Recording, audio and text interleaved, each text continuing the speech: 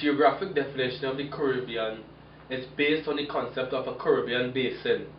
The Caribbean Sea, bordered by Central South America, is central to this idea.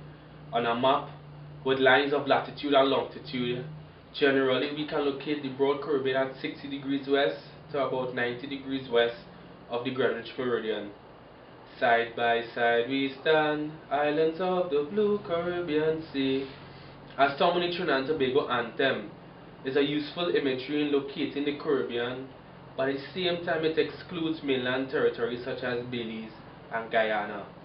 Some scholars also divide the Caribbean space in a particular chain of islands into the Greater Antilles and the Lesser Antilles.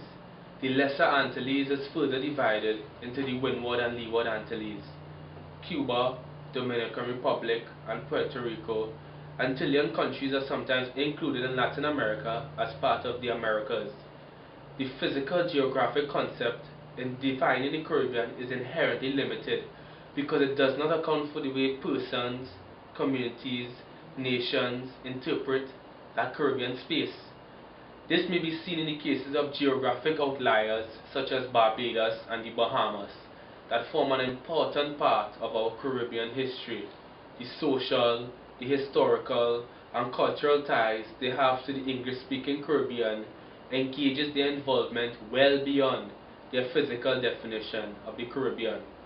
Moving across to Central America, we can also see how nations such as Mexico and Nicaragua identify more readily with Latin America and the notion of Americas rather than necessarily Caribbean. Therefore, it is important that we should be aware of the geopolitical developments of the region, of groups such as the Association of Caribbean States that make a concerted effort to engage a wider Caribbean by the inclusion of territories that were not traditionally read as Caribbean. We should be aware of the limitations and the conveniences of geographies when defining our Caribbean space.